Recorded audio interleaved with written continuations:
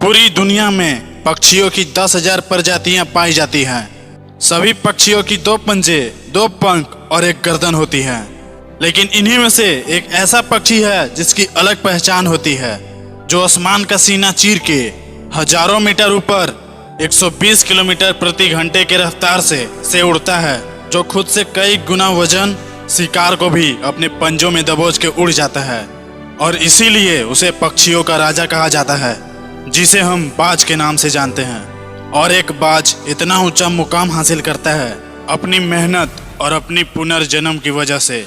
अगर आप भी बाज की तरह इस दुनिया में एक मुकाम हासिल करना चाहते हैं, तो एक बाज के बाज बनने का पूरा सफर आपको जानना बहुत जरूरी है।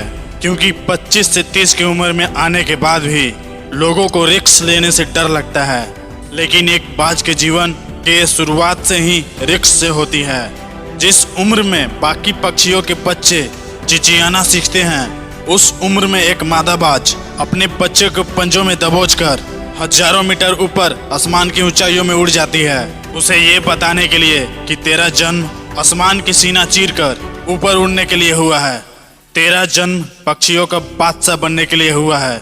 जमीन से हजारों मीटर ऊपर ले जाकर मादा बाज अपने पंजों में से अपने बच्चे को छोड़ देती है, और यहीं से शुरू होती है उसकी हाई रिस्क ट्रेनिंग।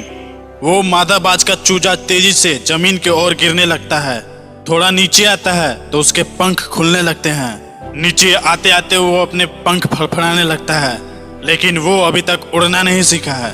वो जमीन से कुछ ही मीटर ऊपर होता है। ऐसा लगता है कि कुछ ही सेकंड में इसका जीवन समाप्त हो जाएगा, लेकिन अचानक एक पंजा उसे अपनी गिरफ्त में लेता है और वापस आसमान में उड़ जाता है। वो पंजा होता है उसकी माँ का, जो उसके पीछे उड़ रही थी।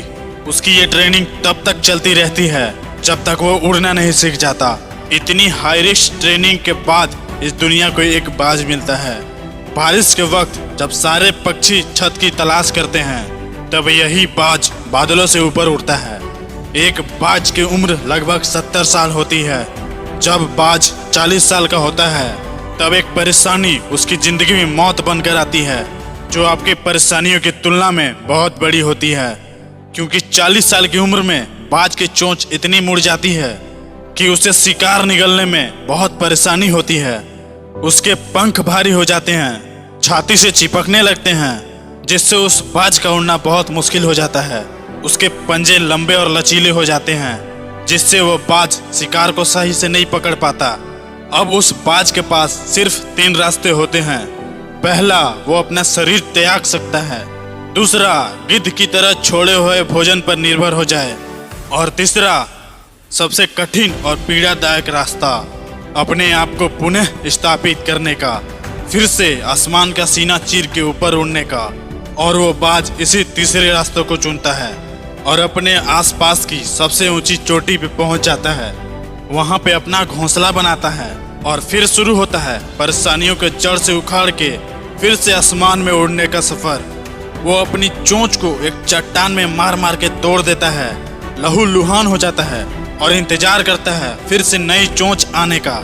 उसके बाद अपनी नई चोंच से अपने ही पंजे को काट देता है और फिर इंतजार करता है अपने नए पंजे आने का। उसके बाद अपने एक एक पंख को अपने शरीर से अलग करता है और फिर इंतजार करता है नए पंख आने का। और ये सब करने में उसे समय लगता है पूरे 5 महीने का। इन 5 महीनों की कड़ी तपस्या से एक बाज का पुनर्जन्म होता है।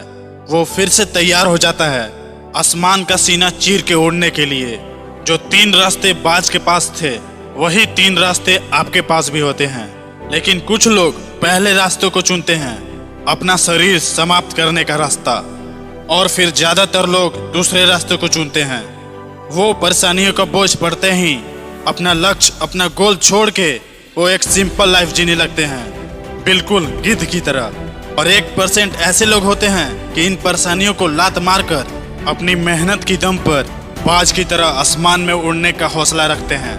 दोस्तों, बाज की ये ट्रेनिंग हमें एक बहुत बड़ी सीख देती है कि अगर रिस्क लेना पड़े तो लो, लेकिन अपने फील्ड में अपने आप को इतना ट्रेन कर लो कि उस फील्ड में आपसे ऊपर उड़ने की सोचकर ही लोगों के पसीने छूट जाएं, बिल्कुल बाकी पक्षियों की तरह। तभी आप एक बाज की तरह अपने फील्ड में बादशाह कहलाओगे। दोस्तों, अगर इस बाज की कहानी को सुनकर आपके सीने में आग लगी हो तो इस वीडियो को लाइक कर देना और एक कमेंट कर देना कि मैं भी बाज की तरह रिस्क लेने से नहीं डरूंगा।